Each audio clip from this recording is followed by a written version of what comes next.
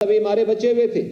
इन 16 जनपदों के लिए भी हम लोगों ने पीपीपी मोड पर एक नया व्यवस्था वहां पे लागू की है कि वहां पर भी हम एक नया मेडिकल कॉलेज बनाएंगे और वहां पर पीपीपी मोड पर हमारे मेडिकल कॉलेज बनने की प्रक्रिया तेजी के साथ आगे बढ़ी है।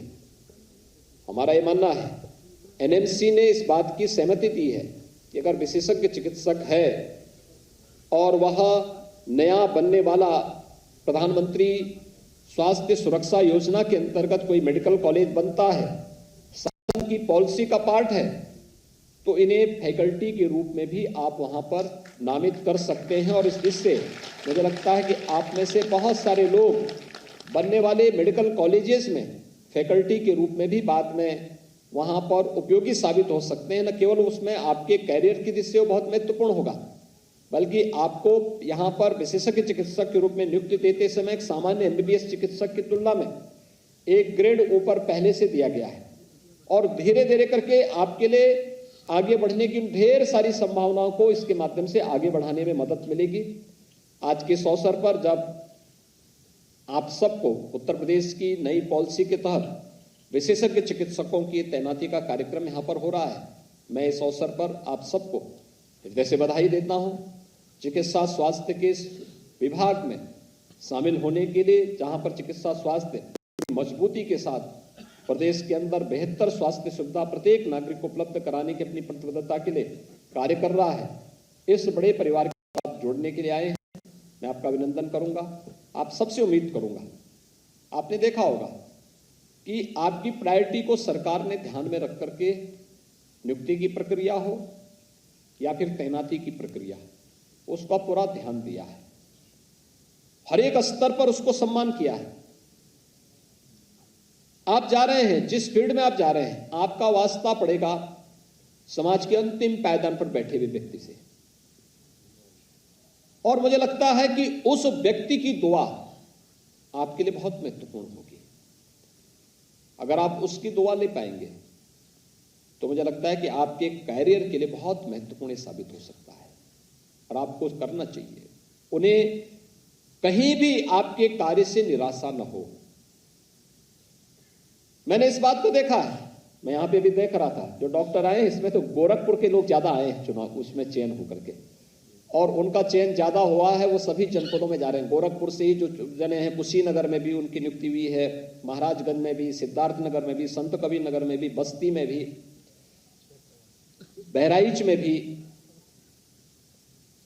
लेकिन हमारा प्रयास होना चाहिए कि हमारी तैनाती जहां हुई है, हम वहां पर किसी भी व्यक्ति को निराश न होने दें। याद रखना, डॉक्टर जितना अधिक पेशेंट देखेगा, संख्या सीमित मत रखिए, आपके पास एक नया एक्सपीरियंस आएगा, एक नया अनुभव, आपको प्रत्येक मरीज में एक नया अनुभव देखने का अवसर प्राप्त होगा, एक नया अनुभव देखने को प्राप्त होगा, और उस अनुभव का लाभ लेने की आवश्यकता है। दूसरा, हमारी एक आदत खराब हो जाती है कि एक बार सरकारी नौकरी मिल गई तो उसके बाद फिर ना आगे की संभावनाओं को रोक देते हैं, और खासतौर पर प्राइवेट सेक्टर के जो हमारे चिकित्सक हैं वो उस फील्ड में काम ही नहीं करते। फिर यद्यपि समय समय पर आपकी सीएमई होती रहती हैं, रिफ्रेशर कोर्सेज होते रहते हैं, प्राइवेट सेक्टर से भी गवर्नमेंट सेक्टर से भी इस प्रकार के आयोजन होते हैं।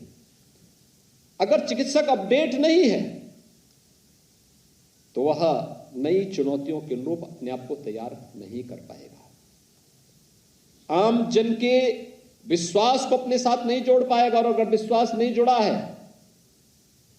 तो दुआ नहीं बद्दुआ ज्यादा लगती है। व्यक्ति सर्विस इसलिए करता है, किसी फील्ड सेवा के फील्ड में इसलिए आता है कि हम लोगों की दुआओं को अपने साथ जोड़ सके, आम जनमानस की, बनता नहीं, जनता जनार्दन का आशीर्वाद किस रूप में लगे उसको अपने साथ आधिकारिक रूप में जोड़ सके और उसे तैयार कर सके। और मुझे लगता है कि आपके लिए जिस फील्ड में आप काम कर रहे हैं, हर एक केस पर अपने लिए एक नया रिसर्च पेपर लिखने की व्यापक संभावना होती है। देखिए, मैं आपको बताऊंगा कि मैं चिकित्सक नहीं, और चिकित्सक नहीं था, लेकिन मैंने इस बात को महसूस किया गोरखपुर में। बीआरडी मेडिकल कॉलेज का मैं अक्सर भ्रमण करता था इंसेफ्लाइटिस के मरीजों के कारण। मैंने वहां पर अपनी आंखों से मरीज को भर्ती होते हुए देखा है। वहां पर उन लोगों को मेडिकल कॉलेज से जाते हुए भी देखा है, स्वस्थ होते हुए भी देखा है। अच्छे और बुरे परिणाम को बहुत नजदीक से मैंने देखा है। और फिर वहां पे जो कमियां होती थी, उसी कमी को ध्यान में रख करके मैंने अपने स्वयं मंदिर कैंपस में एक हॉस्पिटल स्वयं प्रारंभ किया। जो सरकारी सेक्टर में उस समय सरकारें विरोध की थी, तो विरोधी सरकारें नहीं करती थी, तो जो कमी वहां बाहर थी, उस कमी को दूर करने के लिए फिर हम लोगों ने एक अपना ट्रस्ट की तरफ से एक हॉस्पिटल प्रारंभ किया। और मैं प्रयास करता था, एक एक बेड में मरीज को स्वयं जाके देखता था। सप्ताह में 2 दिन 3 दिन जाके देखता था मरीज। केवल मैं यही 2-3 प्रश्न में पूछता था, आप कहां से आए हैं, कौन डॉक्टर देख रहा है, परेशानी क्या है, कुछ आप में सुधार हुआ है कि नहीं हुआ है, डॉक्टर आ रहे हैं कि नहीं आ रहे हैं। केवल 3-4 प्रश्न में पूछता था। मैं देखता था कि उसकी जो साइकोलॉजी थी मरीज की, वो बदलती हुई दिखती थी, उसमें एक नया विश्वास भरता था। और फिर मैं उन चीजों को नोट करता था कि भाई किस पेशेंट की क्या समस्या है, कौन डॉक्टर कैसा काम कर रहा है, सारी जानकारी मेरे पास होती थी। फिर मैं 15 दिन 1 महीने में अपने सभी जितने भी कंसल्टेंट होते थे सबके साथ बैठता था और उनसे पूछता था कि भाई मैं फलाने दिन गया था, फलानी समस्या आ रही थी, फलाने दिन आ रही थी, फलानी पेशेंट ने ये बात कही थी।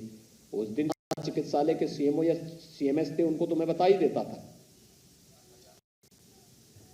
कुछ चीजें जो मैंने देखी, जैसे इंसेफ्लाइटिस का 40 साल से इस समस्या का समाधान नहीं हो पाया था। 1977 में ये बीमारी चली आ रही थी। ये जितने हमारे नए चिकित्सक आए हैं जिनको नियुक्ति पत्र मिल रहा है, 40 साल इनकी उम्र नहीं होगी, जब पैदा नहीं हुई थी बीमारी उससे पहले आ चुकी थी। गोरखपुर, कुशीनगर, महाराजगंज, देवरिया, सिद्धार्थनगर, बस्ती, संत कबीर नगर, ये सभी जनपद बहुत ज्यादा, ये सीजन होता था जब जुलाई से लेकर के नवंबर तक हजारों बच्चों की मौत होती थी वहां पर। एक शब्द मीडिया में नहीं छपता था क्योंकि वो मरने वाले बच्चे गरीब थे।